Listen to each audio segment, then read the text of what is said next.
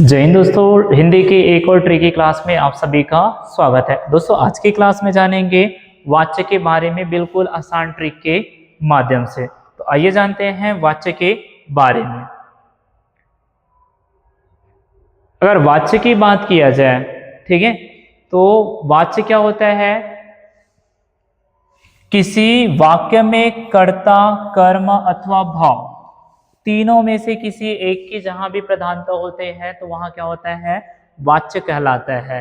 ठीक है, अगर किसी वाक्य में कर्ता, कर्म अथवा भाव तीनों में से किसी भी एक की जो प्रधानता होता है वह वाक्य क्या कहलाता है? वाच्य कहलाता है। वाच्य की भेद की बात किया जाए तो वाच्य के तीन भेद होते हैं। ठीक है, जो वाच्य होते हैं उनके तीन भेद होते हैं। पहला जो होता है वो होता है क्या? कर्तवाच्य। दूसरा जो होता है वो क्या होता है? कर्मवाच्य। और तीसरा जो होता है वो क्या होता है? भाववाच्य। कर्तवाच्य की बात किया जाए तो कर्त मतलब होता है कर्ता। जहां कर्ता की प्रधानता होती है वहां क्या होता है? कर्तवाच्य। और जो कर्तवाच्य होता है वो सकर्मक और अकर्मक दोनों प्रकार के हो सकते हैं। सकर्मक कहने का मतलब जिसमें कर्ता सहित कर्म भी होना चाहिए, और अकर्मक कहने का मतलब कर्ता के साथ साथ कर्म नहीं भी होगा तो भी ये कैसा रहेगा?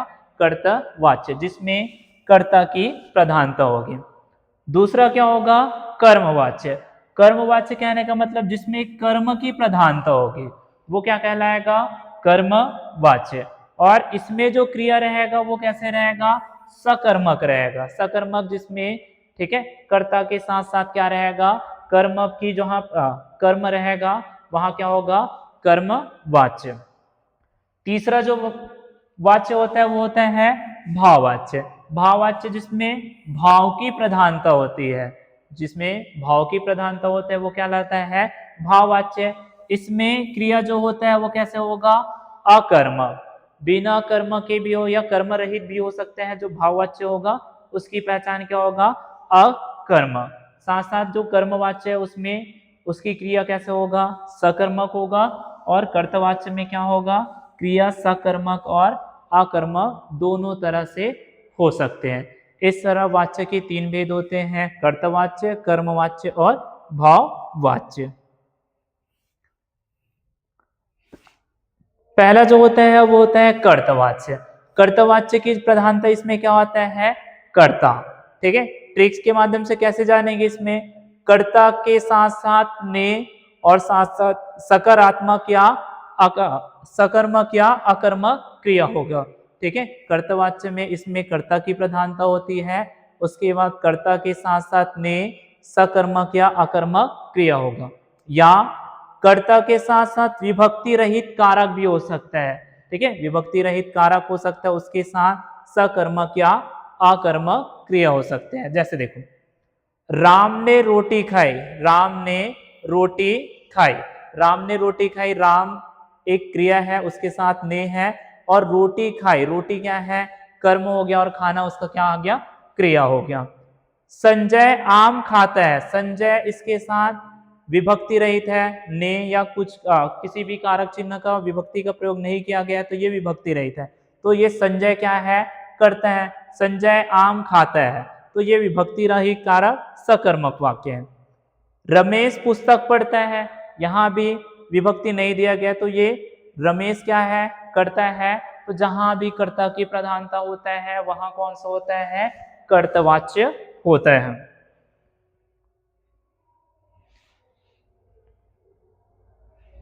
दूसरा जो होता है वो होता है कर्मवाच्य। ठीक है, कर्मवाच्य जिसमें कर्म की प्रधानता होती है। ठीक है, जिसमें कर्म की प्रधानता होता है वो होता है कर्मवाच्य। इसमें कर्ता के साथ से या के द्वारा का प्रयोग होता है। जो कर्मवाच्य होता है उसमें कर्ता के साथ से या के द्वारा का प्रयोग होता है, और साथ साथ जो कर्मवाच्य होता है वो कैसे होता है? सकर्मक होता है। सकर्मक जिसमें कर्म रहता है, या इसको हम लोग बोल सकते हैं कर्म के साथ सीधा क्या रह सकता है? क्रिया का भी प्रयोग कर सकते हैं। जैसे सीता के द्वारा, ठीक है, सीता के द्वारा आम खाया गया। तो सीता के द्वारा कर्ता के साथ के या से द्वारा से या के द्वारा होता है, तो ये कैसा होता है, कर्मवाच्य। चोर पकड़ा गया, ठीक है, चोर कैसे हो गया, पकड़ा गया, इसमें कर्ता नहीं है, कर्म प्लस क्या है, क्रिया है। बच्चों के द्वारा निबंध लिखा गया, ये जो बच्चे हैं वो कर्ता है और के द्वारा, ठीक है, कर्ता के साथ से या के द्वारा होता है, तो वैसे वहां क्या होता है, कर्म वाच्य होता है।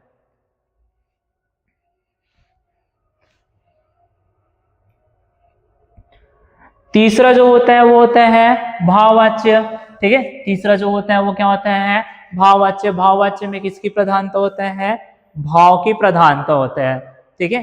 अब इसमें कर्ता के साथ से या के द्वारा के साथ आकर्मक देखने को मिलता है, जहां कर्ता के साथ से या के द्वारा के साथ सकर्मक देखने को मिलता है वहां होता है कर्मवाच्य, लेकिन जहां कर्ता के साथ से या के द्वारा देखने उसके साथ साथ अकर्मक क्रिया रहता है तो वहां क्या होता है, भाववाच्य।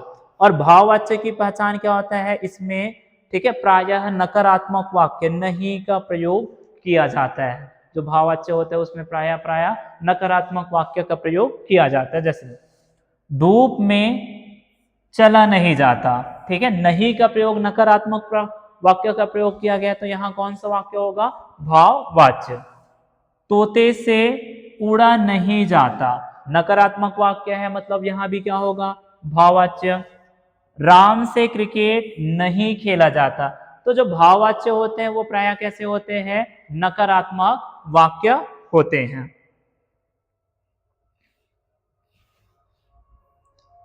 अब जानते हैं जो कर्तवाच्य होते हैं, कर्तवाच्य से कर्मवाच्य बनाने के लिए, ठीक है, जो कर्तवाच्य से कर्मवाच्य बनाने के लिए कुछ नियम होते हैं। पहला, कर्तवाच्य की क्रिया को सामान्य भूतकाल में बदलना चाहिए, जो कर्तवाच्य की जो क्रिया होगा उसको सामान्य भूतकाल में बदलना चाहिए। दूसरा, इसमें से अथवा के द्वारा, ठीक है, जो से अथवा के द्वारा का प्रयोग किया जाना चाहिए। कर्तवाच्य से कर्मवाच्य बनाने के लिए से या के द्वारा का प्रयोग किया जाना चाहिए। जैसे देखो उदाहरण, राम ने उपन्यास लिखा, जो राम है, राम ने उपन्यास लिखा, इसको कर्तवाच्य से कर्मवाच्य में बनाना है, तो राम से उपन्यास लिखा गया, तो जहां से अथवा के द्वारा का प्रयोग होता है तो वहां क्या होता है, कर्मवाच्य। तो रोहित ने शतक लगाया, रोहित ने शतक लगाया, रोहित के द्वारा शतक लगाया गया। पहला जो होता है कर्तवाच्य की क्रिया को सामान्य भूतकाल में किया गया, दूसरा इसमें से अथवा के द्वारा का प्रयोग करना चाहिए, तो रोहित के द्वारा, इसमें के द्वारा का प्रयोग किया गया है, तो ये भी कैसे होगा, कर्मवाच्य में होगा। अगला नियम, भाववाच्य से कर्तवाच्य से भाववाच्य बनाना है, ठीक है, जो कर्तवाच्य है उससे भाववाच्य बनाना है, तो इसके लिए क्या कर, इसके लिए क्रिया का अन्य पुरुष और एक वचन में होना चाहिए, जो भी क्रिया होगा वो अन्य पुरुष और एक वचन में होना चाहिए। कर्तवाच्य की क्रिया को सामान्य भूतकाल में बदलना चाहिए, कर्तवाच्य से भाववाच्य में बदलने के लिए जो कर्तवाच्य की क्रिया है उसको सामान्य भूतकाल में बदलना चाहिए। इसमें से का प्रयोग करना चाहिए, ठीक है, इसमें से का प्रयोग करना चाहिए। आवश्यकता अनुसार निषेध सूचक नहीं का प्रयोग करना चाहिए, जो निषेध सूचक होता है नकारात्मक वाक्य, ठीक है, नकारात्मक होता है निषेध सूचक, नहीं का प्रयोग करना चाहिए। जैसे देखो कर्तवाच्य में दिया गया है, बच्चे नहीं दौड़ते हैं, ठीक है, बच्चे नहीं दौड़ते हैं, इससे देखो बच्चों से का प्रयोग किया गया है, दौड़ा नहीं जाता है, तो जहां कर्तवाच्य से भाववाच्य बनाना है उसमें से और निषेध सूचक नहीं का प्रयोग किया जाता है। बचपन नहीं ठीक है, बचपन नहीं सोया, या जो बच्चे होते हैं, बच्चे ने नहीं सोया, बच्चे ने नहीं सोया, तो बच्चों से सोया नहीं जाता, ये से और नकारात्मक का प्रयोग किया जाता है, तो वहां क्या होता है, कर्तवाच्य से क्या बनता है, भाववाच्य बनाया जाता है। ठीक है, इस तरह वीडियो और कंटेंट अच्छा लगा तो चैनल को लाइक, सब्सक्राइब, शेयर जरूर कीजिए। धन्यवाद।